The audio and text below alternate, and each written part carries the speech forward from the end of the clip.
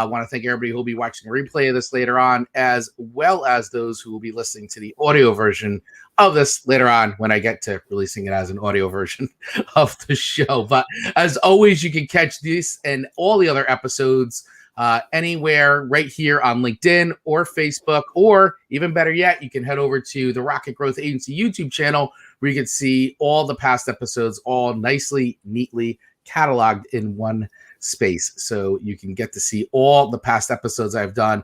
We do the show every Tuesday at 4 p.m. So there's tons of great interviews with all the different people I've had. And today is no exception. I'm super excited to have my friend from Down Under on, Kerry Zarb. And I am so excited because I had an opportunity to be on your show about a couple weeks ago, which was such an amazing experience because you're such a great interviewer and you just have your whole process of doing your show is fast. I've learned so much from going through your experience. So I really appreciate you taking the time to come on the show today, talk to us, answer questions, and really dive in more about what you're doing from the podcast side of things, but also what you're doing on your business side as well. So Kerry, welcome to the show. Thank you, Chris. It's great to be here. Yeah, it's really, like I said, it's awesome to have you here on the show today. So I want to dive into it. So why don't you tell everybody a little bit about yourself? And I know there's a lot we were going to go through a lot of things today, but let's just start with the basic introduction. Who is Kerry Zarb? Yeah, good idea. Thanks, Chris. And I'll keep it short because I could be here all day, let's be honest. Basically, I'm in Australia. I'm in the Melbourne area, so very central CBD, very south. So we're heading into our winter. You guys are heading into summer. So, yeah, that's a bit sad. But anyway, I grew up in the country. I grew up in country Victoria, so closer to the South Australian border. And my parents were both hard workers, and they also owned businesses on and off throughout my childhood. So I was quite fortunate for both aspects. You know, growing up on a farm, you kind of just naturally become a bit of a hard worker.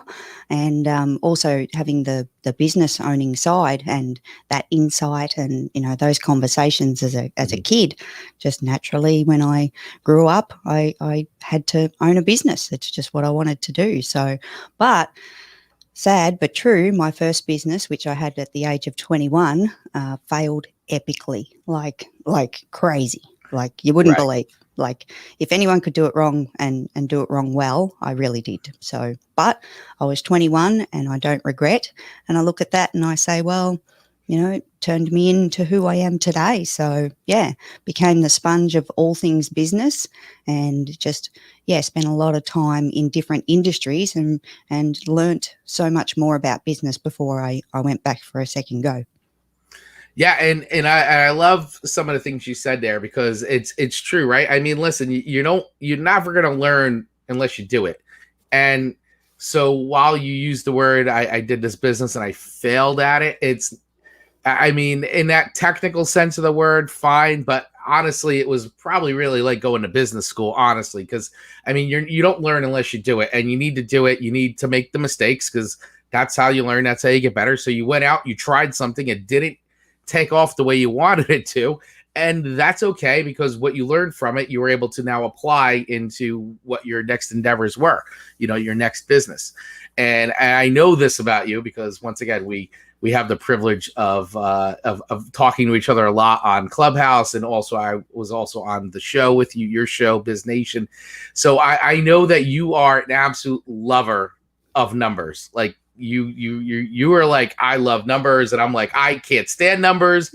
So this is great. So I love hearing your perspective as to like why you love numbers. So explain how your passion for numbers was discovered. Was it through that first business or was it like later on? How did that come about? Yeah, good question. It was from the first business because that was the biggest piece of the puzzle that kind of made everything collapse quite quickly. And when I say quickly, like this business only lasted maybe, or from memory, maybe 18 months. I don't even think I hit the 2-year mark. And yeah, with that, it was a case of, it was a financial situation and I didn't understand the numbers. And for anyone listening in Australia at the time, it was when the GST was introduced. So there was new tax statement things to put into the ATO and, trying to understand that and run a brand new business at the age of 21, just bad kind of recipe, and it didn't really work. But from that's what I wanted to learn. I wanted to understand the numbers. So after that, businesses that I managed as a job, and like I said before, in all different industries, it really actually showed me that it didn't matter which industry it was. The numbers, the principle of numbers were the same. So full nerd confession. Yep, fully into the numbers, love digesting them and analyzing them and all that kind of stuff. But it's just what I do with my nerdy little head. Yeah, well, you know what? It really is it is one of those things, though, in business, which is very, very true. I mean, you have to run your business by the numbers as much as you don't like it. Definitely self-proclaimed. I don't like it, but I do understand it for sure because you have to understand your business, and one of those key components are your numbers.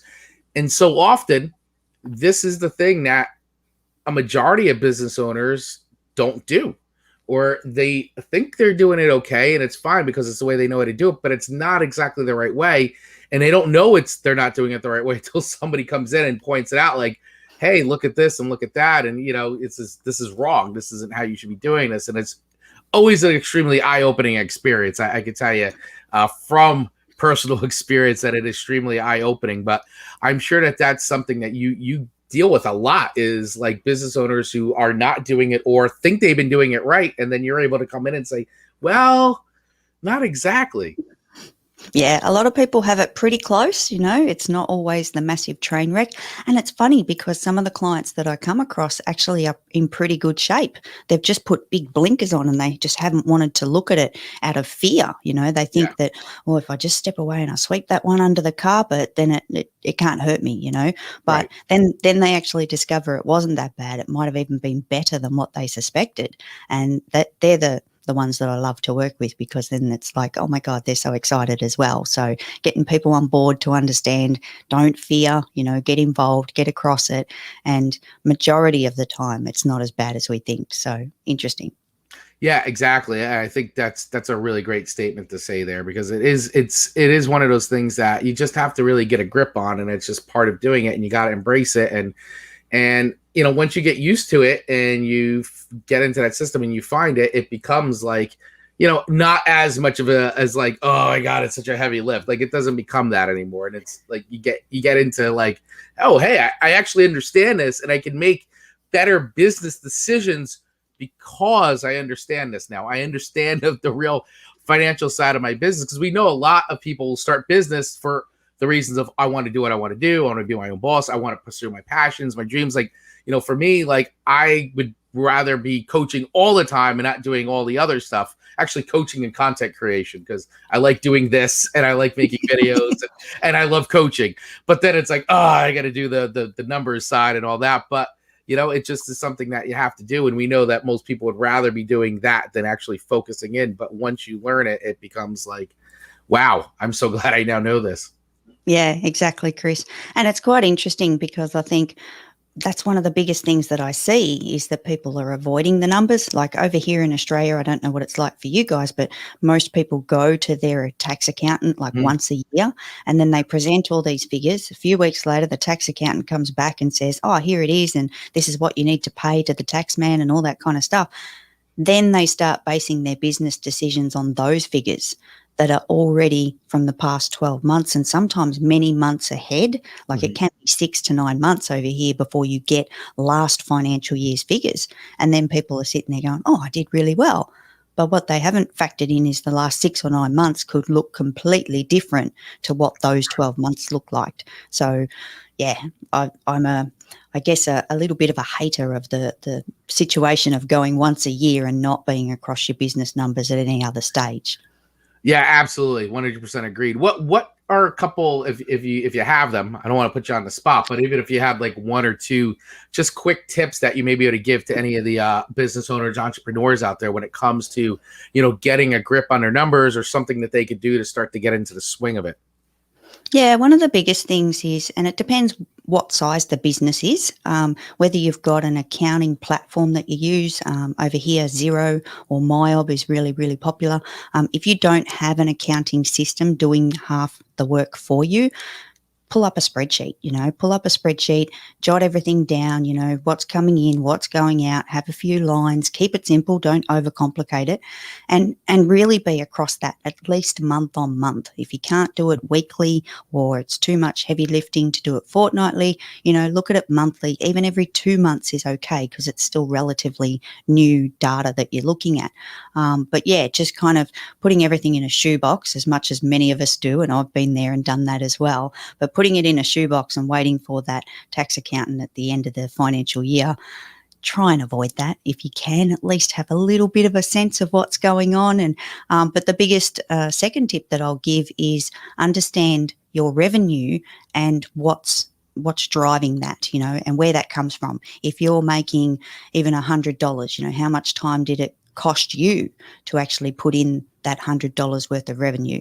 If you've got something, a little project that you're doing for $1,000, how much time did you spend? And start to think about where the money's coming from in the business. Many of us have multiple little streams or little projects that we're doing. So look at what's working and what's not, and look at the ones that are going to make you the most for the least amount of time, and concentrate on those and growing those in your business if you can.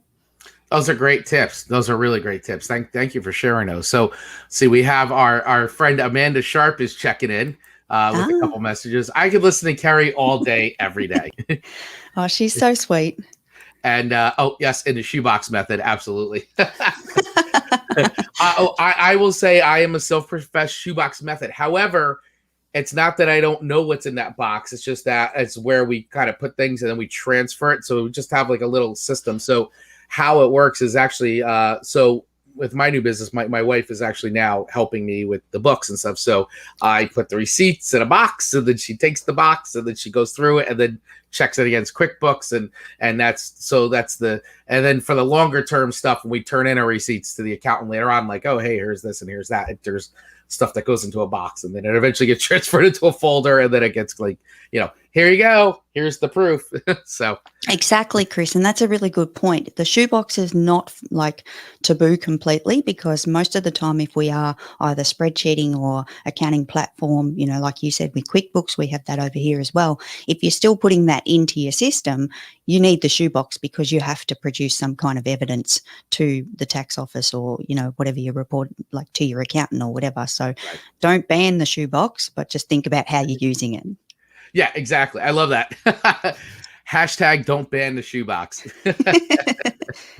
So I want to transition a little bit now into, because you have this is like the numbers thing and what you're doing. And this is a service you provide for a lot of businesses. I know you're sort of involved in the dental side of things in Australia, but you've expanded that to not just dental, right? It's kind of all businesses, business owners. So you've had that going on, but you then created a podcast, which is great, by the way. So I really enjoy your podcast. It's called BIZ Nation, and you do a really great job of really featuring a lot of different business owners, entrepreneurs. And I'm not just saying that because I was a guest, which I was very humbled to have been selected to be on the show. So I do appreciate that. But you really have a lot of great guests on that show who really offer a lot of different things about business, their insights, they share their stories. You do a really good job of asking a lot of questions. So I urge everybody out there that if you're listening to this or watching this, that you definitely check out BIZ Nation, because you will learn a lot of things, a lot of those things that you have questions about when it comes to business and running business and marketing and all those little things that develop along the way on your journey to business. Kerry seems to have people on the show that just answers those questions. So that's why I'm plugging it, because I really feel like it's a valuable resource. But I want to talk about the show, how it started. And I know for you, podcasting has really started to become a passion of yours. And once again, full disclosure, I know a lot of these things about Kerry because I basically almost talk to Kerry like every day inside a Clubhouse. But you know, this is the things that you're interested in and passionate about, and you like to talk about it. So why don't you share your story a bit about BIZ Nation podcast, how it started, and where it's like where you see it going from here and all that.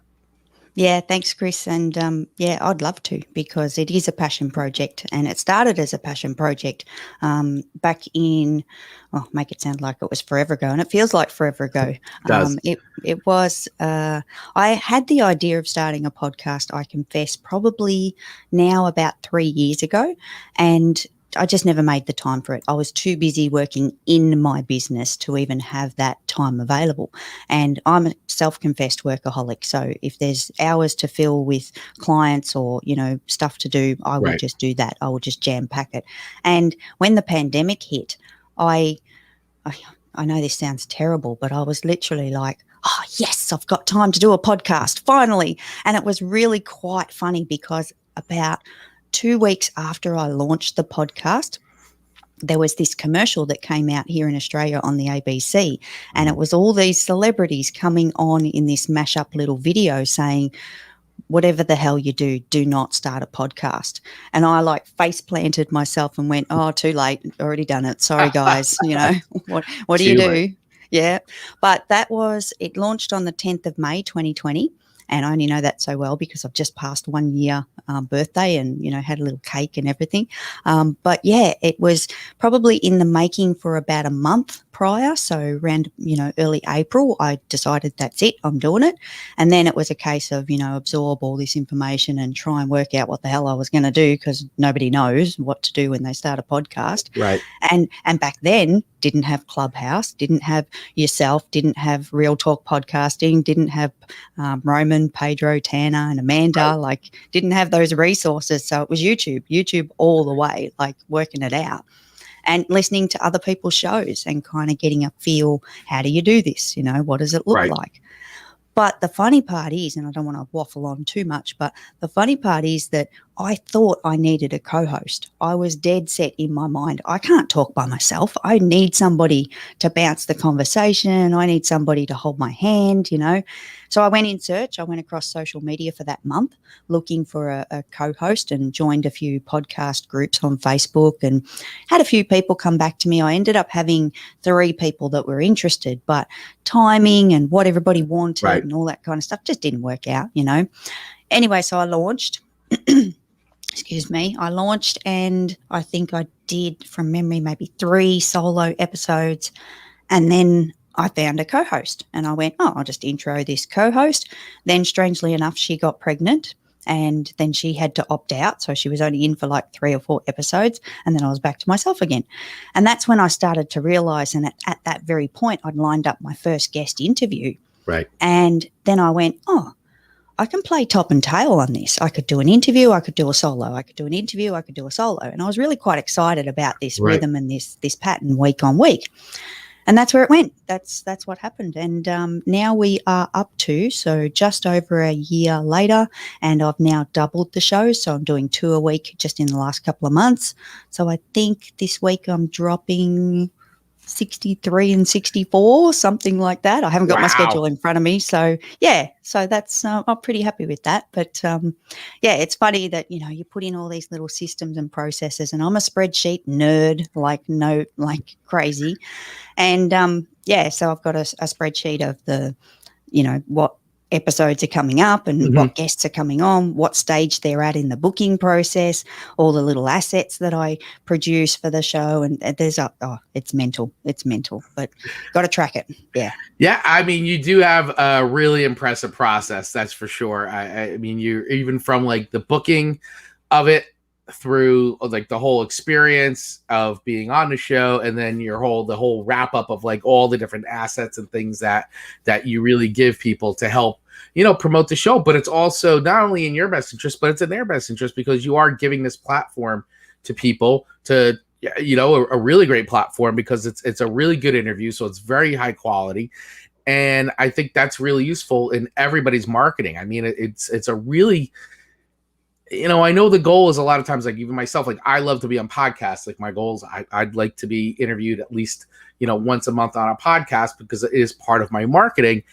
But, I think for most people, you really have to think of it as, hey, this is a really wonderful opportunity to really get yourself out there and expose yourself to an audience that you probably haven't had the opportunity to be in front of.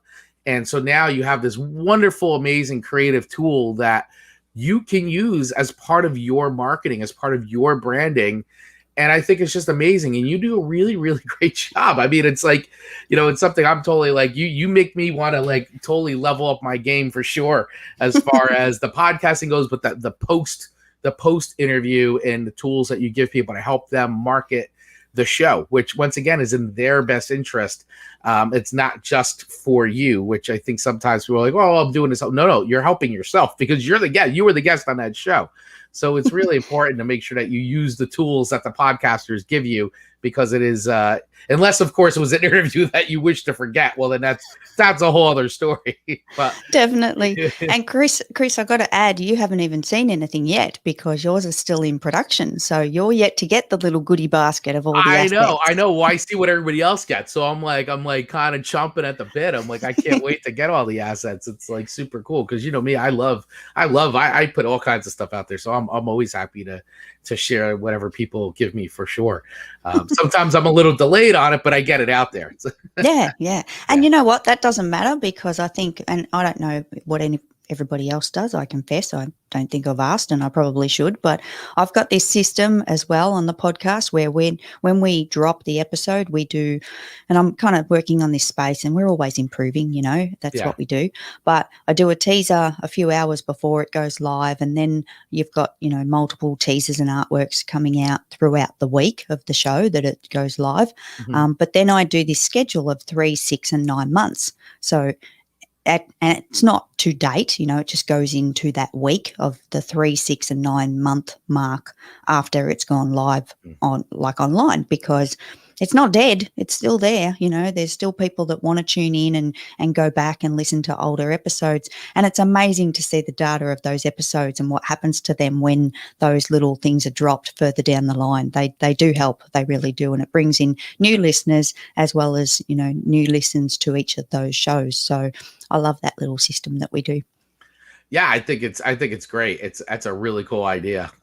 So for anybody listening out there, if you're a podcaster, budding podcaster, definitely take notes because Carrie, you absolutely want to have a conversation with Carrie. So make sure you connect with her too, because all the links are in the comments for this. So if you're watching this right now, whether on YouTube, LinkedIn, Facebook, all of Carrie's links are in the little comment box, and of course the audio version. All these links will be in the show notes as well. So I want to talk a little bit about Clubhouse, and I feel like it's been something that, and I know for everybody that kind of listens and watches the show here, it must feel like, oh my God, every week, all he ever does is talk about Clubhouse, and here's another person he met from Clubhouse. But, but it's like anything else. I mean, if we had met on LinkedIn, I'd be saying the same thing. Hey, let's talk about LinkedIn. Let's talk about this. But Clubhouse it's the shiny new object in the room, right? It's the new social platform that a lot of people are talking about. It feels like everybody's talking about it. There's definitely a good sense of FOMO there.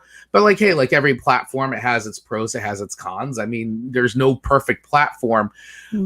But I think what people have heard me say is that, for me, my personal experience on Clubhouse has been a very rewarding one, in the sense that I've been able to connect with, people like yourself and a lot of the other folks I've had on this show, and including, my new partner in crime, Amanda Sharp, who was on the show, and now we're doing a show together.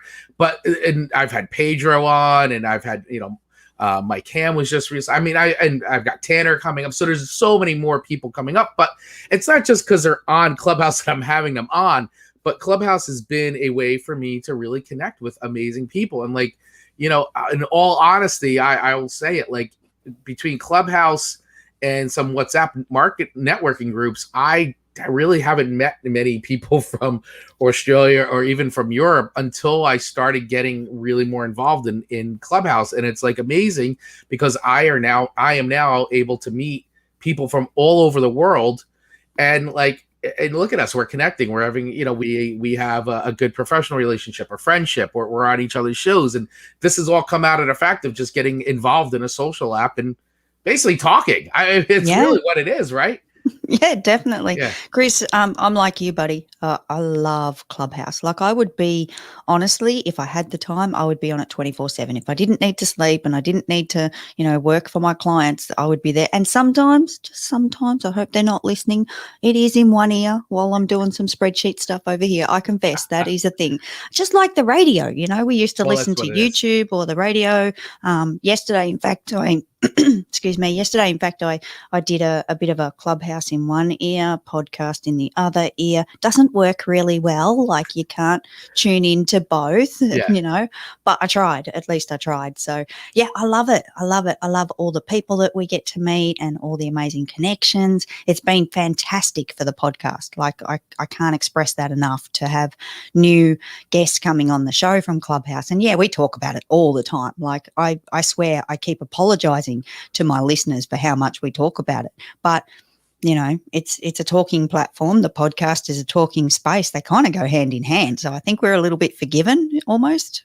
Yeah, I mean, it really is. I mean, it's straight up a talking platform, which I always say, I just find it so funny that something like, I want to say it's old school, it's not old school, but it's like, so much has happened with video over the last couple of years, and especially with the pandemic, video everywhere, everything, streaming video. I mean, this case in point, what we're doing, this is streaming video, which gets turned into voice later on. But the fact that it's a voice only platform, and that is it, there's something very like nostalgic about it. I mean, I remember, talking on a phone, and you could, three-way calling was like, and that's all you did. Like, I'll get on, I'll call three-way, then you get on, you call three-way, and before you know it, there's like 8-10 people on a three-way call together, party chat type of thing. And it's like, I'm dating myself a little bit with that analogy, but that's what it feels like. That's what Clubhouse kind of feels like for me, is like, being like a teenager again, and everybody's sort of like talking to each other, but it's really done in a great way, because there's a lot of information being shared. And that's, how we came together was actually the Real Talk podcasting room, that club in the room that's every morning is the podcasting chat. And that's how you and I actually met. And this is how people who are interested in common things, come together like anything else. If I put a post on LinkedIn about this, there's a chance that you may have commented and seen it. And, and then we could have connected on that, and then, done a one-to-one and all this. But this sort of like, I don't know, it seems to accelerate the process. It really does. And Chris, I've got to be honest and say, I don't know if that would have happened. Like, in all honesty, without Clubhouse, would we have connected? I think the chances are slim, because there's so much noise on social media. There's so much to take in, and there's so many amazing people in the world. And I think that's one thing that I'm really grateful for with Clubhouse is I probably didn't even realize how many cool people were in the world. Like, and not to, kind of ditch out the human race or anything like that, but you know what I mean? Like, it was just like, there's more people out there, but it's kind of like, almost like, what is it? Like, are there aliens, out in the world? Like, there are people out there, but you really don't have anything to do with them. So they kind of just don't exist, Right. But yeah, I just think we may not have met, and that would be really sad, first and foremost. But it's funny when you said before about, kind of dating yourself and all that kind of stuff. You took me back, because I remember, oh man, I think the internet was still pretty new, and there was this platform that we used to type messages to each other. I think it was like MSN Messenger or something like that. Oh yes, MSN and AOL. Yeah, exactly. That's what it feels like, but in the audio capacity. It's the same thing. Oh How my cool God. is that? What a great analogy. I didn't even think about it like that. Yeah, like the old AIM. Like, and you're on AIM, and it's, you can set your away message and just Yeah, exactly. No, That's it funny. is. It's so much like that. And that takes me back, because I think that was pretty new when I first came into the internet, whenever the hell that was. And I don't even want to think about it. It was way, way ago. But yeah, that's exactly the experience. But you're right. It's escalating everything. And you've just got this ability to tap into awesome people, awesome information. The other way that I translated Clubhouse, probably more than a few times on my podcast or whatever, is it's like this rolling conference, and you can bounce from room to room. I don't bounce. I used to bounce, but I don't bounce anymore because I found my tribe. But you know what I mean? Too. Like you can hop in and out of conversations. You don't have to feel bad, like unless you're on stage. But it's funny, that little leave quietly button. If you're on stage, there's no leaving quietly. It's very noticeable on a small room, on a small stage. Yeah, exactly. Yeah. So, but yeah, it's like that. You've got that opportunity. There's something for everyone. There's things about pets. There's things about gardening. We got the podcasting. I'm sure there's so many other things. There's health and wellness and meditation and silent rooms. I don't understand. I don't understand the silent room. That just blows my mind. But yeah, there's so many options. It's really cool. Yeah, I think it's for people who I want to stay on Clubhouse, but I don't want to talk right now, but I want to connect with people. Because all you're really doing then is connecting with them and then DMing them most of the time on Instagram or something like that. So it's, I think it's I just need the break, but I don't want to leave the app. Yep, exactly. Yeah. So I just want to say real quick. So we have Doina checking in. Hey, Doina.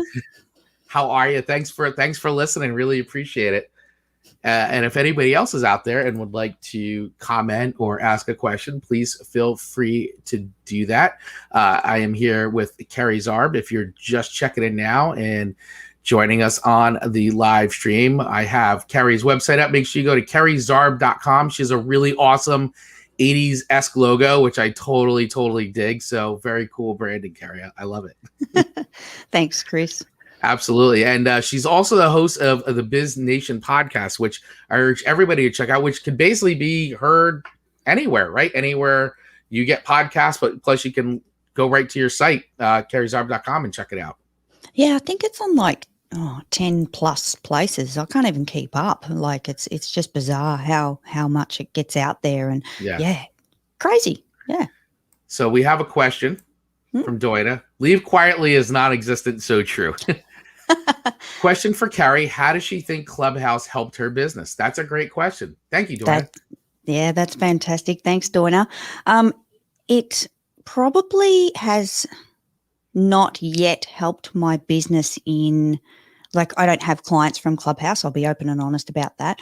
But I didn't go to Clubhouse to get clients. That was not my purpose. I wanted to make connections. I wanted to find, interesting people and find good advice and that type of thing. So that's all in check. That's all fine. But for me, I think it's really helped the podcast. And essentially the podcast is like an extension of the business, although, again, I didn't mean to happen like that. But it's a personal brand building thing. The podcast, Clubhouse, it's all about brand. It's all about us as humans, which I think is the most important thing. So, yeah, the podcast, I honestly can tell you, I truly believe, and I don't have a crystal ball and have a two-way street here to look at, but I truly believe if I didn't have Clubhouse and have made the connections that I have, I think my podcast would have died. I think it would have actually gone into pod fade permanently because, connecting with awesome podcasters and having great people come on the show keeps you motivated to keep wanting to put content out there. So, yeah. Yeah, I could share the same sentiment with that as far as the show goes, because to be perfectly honest, so I originally started doing this as a way to help people inside my network, to give them a platform during the lockdown, just as a way to help. What can I do to help? Well, I can create something that people can use to talk to people on my platform, and maybe they find business with it, and then it keeps me just relevant and top of mind. Then I got approved for LinkedIn Live, and I said, well, I can expand this now. This is cool. I can now go live. I can broadcast. I could do a longer show, all that. And then it eventually was well, I'll make audio versions too and do that. And I was definitely getting to a point of hitting a wall as far as guests coming on and people wanting to come on. And because it's just, listen, it's a little bit of a thing. You got to put some time into it. And I got on the Clubhouse, and I've been meeting so many great people, and it's just been so dynamite to talk and say, hey, well, how can I help? Well, I'm happy to have you come as a guest on my show. I can give you a platform, and you could talk, and then all the stuff. And I have my little booking thing like you have. Yours is a lot cooler, but I have a little booking scheduler. And I got to say, probably from now till August is booked with predominantly people that I've met and connected with on Clubhouse. And I love it because truly there's so many great stories. And I feel the same way, Kerry. I think that I probably would not be doing this as much, or maybe not even every Tuesday like I am, if I didn't have Clubhouse in that way, because of the amount of amazing people that I've met and connected with who have incredible stories to share out there. I think it just would have sort of just really tailed off, and it maybe would have gone live like once, twice a month or something like that. So I agree. Definitely. And that's, Clubhouse is amazing for so many things, and I encourage anyone that's not on Clubhouse to be on Clubhouse.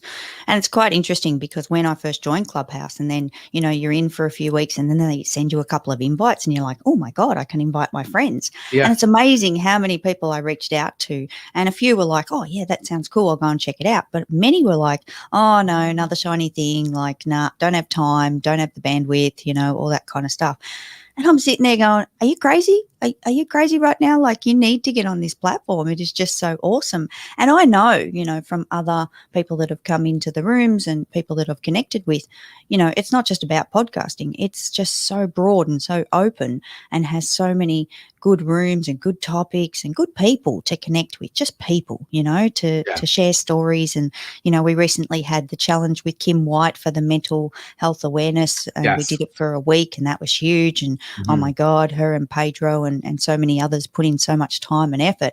But that was awesome, for people to be able to find each other and share their stories and bounce, emotions off each other as well, was just so impactful. So it's just got so much good stuff about it. Like, why would you not want to be there, Right. Absolutely. I think there are, for as many of, like I said, every platform has its cons, and sometimes those cons get magnified. And I agree. I mean, listen, I just tell everybody all the time, and I think this is true for any platform, is just be wary. Not everybody is who they say they are. Not everybody is who they say they are. And not just because you write it and you have some pictures doesn't necessarily make it true.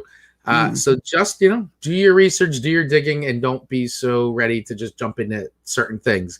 That being said, there are many people that I have met in Clubhouse that are just great at doing their thing, and definitely have found a great tribe of people for sure. So Doina I love this. Doina's like become like the other interviewer here, and I love this. Thank you, Doina, so much. You're asking great questions. This is wonderful. Question for you both. What is one thing you learned from your podcasting journey? Excellent question. Thank you, Doina. You go first, Chris, because I'm going to bounce off what you say. No, I got to tell you. So this is a really cool question, because like I said, I just dove in and started doing this, and I really didn't even think about it as much as a podcast, like what I do with Rocket. I do another podcast with a friend of mine, Galaxy of Geeks, and we just started doing that purely out of, well, we're already talking about Star Wars and Marvel all the time. Why don't we just take this as a podcast, and it's basically our conversations that we're having with each other, and record it and put it out, and maybe other people like it. And lo and behold, they do. So, wow. But for this in particular, the lessons I think I've learned more so than anything is how to become a better listener. This has really made me slow down and think and really listen to what people have to say. And not that I wasn't before, but it just has made me really key on and listen for certain things, because once again, people have amazing stories, and they do say very interesting things. And I think sometimes they don't think that it's very interesting, but it is. But you have to listen to them be able to pull those things out or ask that follow-up, because that's where, wow, that was really great that you said that. Like, let's not blow by that so fast, and those. So I would say for me, like, my podcasting journey so far, I feel like has made me a better listener, which I'm always still learning and always trying to get better at, for sure. But I would say that's the one thing for me. So, Kerry, what is the one thing you have learned from your podcasting journey? Well, I want to echo what you said, Chris, because definitely when you're interviewing people, that's just like become key number one, is to let them go. Don't when I first started, the rigid questions and all that kind of stuff. But the one thing that I've tapped into very recently, and I'm talking like I've probably done now 3 recordings, and Chris, you might have got a little taste of this. You'll tell me in a second. It's the flow of the show. I don't even think I'd nailed it down when you and I recorded, but having a bit of not a structure, but just a bit of a guide to follow. The flow of the show is so important for the listener. So I'm probably more, and have been probably the last 6 months, tapping into what the listener needs. So not only listening to our guests, but thinking about the audience. What are they going to receive? How is it going to be received? Is it good for them? Is it going to help them? Is there something that, I've interviewed so many people throughout the last 12 months. Not everyone's made the show, not unfortunately, and we need to be tough like that. So I know I'm answering multiple kind of layers here. No, but this is great. yeah, but we've got to be selective. We've got to think of the audience, and the flow of the show is so important. So I've put together a little bit of a structure and a little bit of fun, keeping it fun. Chris, did you get the tin with the questions? I can't remember. Yes, you did. Yeah. And I was like, oh, this is a great idea, but I want to develop my own thing. Like, I got to figure my own thing out. I'm not going to bite off your thing, but that was great. I love that. That was such a, it was unexpected. And it was a lot of fun. It was a great way to break up. Yeah, I really like that idea. Yeah, so there's so many things out of that, I guess that, back to what you said, Chris, listening, so important to the guest, and finding those little pieces to pull out and being in tune. You can't get kind of distracted by the tech. And once we're comfortable, we don't get distracted by the tech. We can kind of tune in and still watch what's going on and stuff, and hit our booms from time to time, But I think that's pretty much it. Sorry, it was so long-winded. I'll shut up now. That's great. Listen, I know it was a great answer. I appreciate that. Thank you. So we have a few other questions coming in here. This is great. Thank you, everybody, for participating so much and asking these questions. This is awesome. So real quick, Sean Dustin checking in. Hey there, folks. And Sean does have a question. How important do you think it is to connect with your guest prior to the live conversation? Oh, that's a great question. And I tell you what, I didn't do it in the first 6 months of the show. And now that I probably are a little bit more aware that that's a thing, I probably should have with a couple of them. But I actually had a fantastic guest that I recorded with last week, not from Clubhouse. Don't die of shock, not from Clubhouse. We didn't meet prior, but I watched her reels and I watched all the stuff that she had available as a press kind of, website page that she had. She was just fantastic. And I just knew I could record with this person straight up because similar personalities bounced the show. So for that one, I didn't. But I think you're onto something there, Sean, because I think it's definitely important overall as a blanket rule. If you can, you should. Yeah, what do you think, Chris? I was going to say I oftentimes will at least try, even if it's a 15-minute call. But like I said, the thing has been really great is that I've been connecting with so many people on Clubhouse as guests that it's been, so I already kind of feel like I have a good feel for them. And there are some questions I ask, but if I can, because I'm not a super familiar, I will definitely try to at least set up a quick call or some kind of chat where we can at least get a feel for one another. And that's why I always like to, I like to go on and watch, go on our website, see if there's any videos. Like last week, my guest, Leslie, she's actually, I had never met her before. She was on TikTok. She's an awesome TikToker. And I just thought she'd be great for the show. And I approached her to come on and she, thankfully said yes. But I felt like after, she's just very busy, so it wasn't going to be able to really schedule a call. But through watching all her TikToks and the website and LinkedIn, I got a really good feel. We had a great conversation last week. So much like you, if those assets are available, I could probably bypass it like I did with that. But most of the times I try to do it. Yeah. And let's see. So Doina has another question. This is great question for both of you. Doina's on fire. She is crushing. Love it. One thing that made you come out of your comfort zone recently. I know. I have my answer. You go, Chris, because I need to think about this one. Here's something, and I think some people who follow me know this, is that, and I've said it a few times, like at the start of this year, I had said, I want to start doing more solo shows, not a full hour or anything like that, but at least just getting more solo, maybe a 10 or 15 minute something where I'm talking and sharing. And because my crutch self-admittedly has been this, an interview format, or I have a co-host. And because I'm not comfortable. I'm not comfortable with just talking for 10, 15 minutes, carrying something. I'm not. It's so out of my comfort zone. So I've done a couple times, but last week I said, I'm going to go live on Instagram and I'm going to talk about, personal branding. And I just kept it very like high level. And I think I went on for about 15, 16 minutes. And I said in there, I go, I am doing this way out of my comfort zone. I feel completely uncomfortable right now doing this, but I'm going to do it because I know it's something I should do. And I know I can do it. I just have a lot of head trash around it. So that's the most recent thing. And I did that last Tuesday or Wednesday. So it's on my Instagram now. But yes, that was like, woo, really uncomfortable. My answer would be like, obviously the podcast and it's evolved and all this kind of stuff, that's become comfortable. And the weirdest, actually dumbest thing about it is that I do video podcast and people will have seen my clips. And if they haven't, please check it out. But yeah, so I'm really now more comfortable on video. But Chris, I'm like you, buddy, like hats off, like to actually hit the live button by yourself. I'm not there yet. I need to get there. I know I need to do this, but yeah, same like you, Chris, sitting there talking to yourself about something. I'm going to ramble. I'm going to stumble. Like it's going to be a mess. What do I wear? I've got to do my hair. I've got to do my makeup. I overthink it. I really overthink it. So yeah, I've got to do it. It's been my problem in the past for sure. It's like fired up. I'm ready to go. Here we go. And it's like,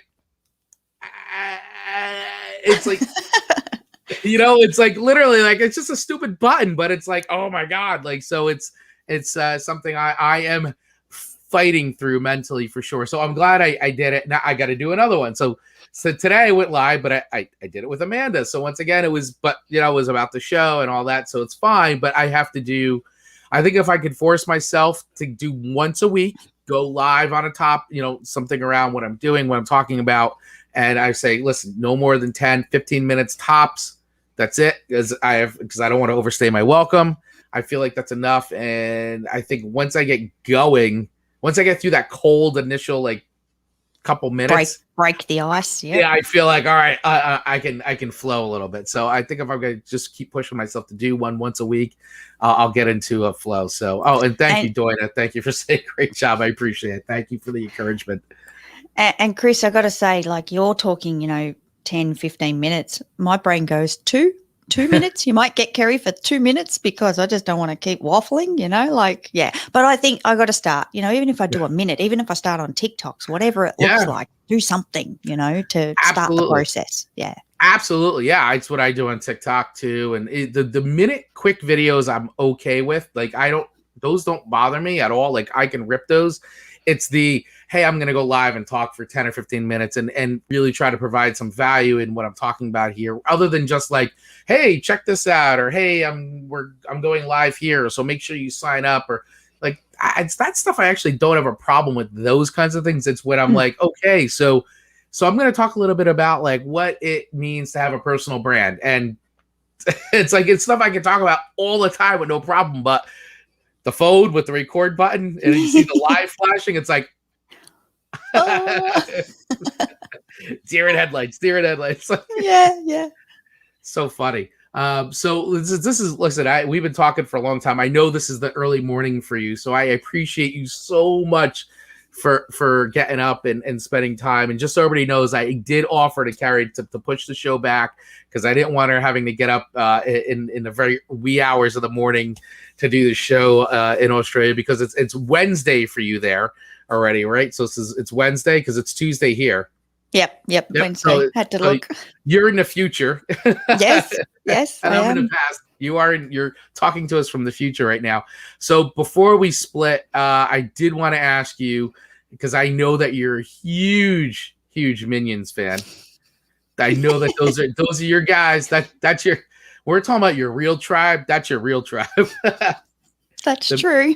The Minions. I love it. So who is your favorite Minion? It's Bob. He's just so goddamn cute. Like he's the cute.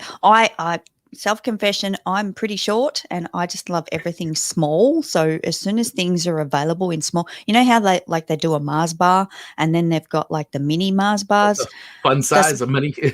The smaller the better. Like I'm not even talking about the Mars bar that comes in the share pack. I'm talking Right. the next one down that comes in the favorites pack. Like it's tiny. Like it tastes better when it's smaller. So anyway, Yeah, they're like teeny ones. teeny, yeah.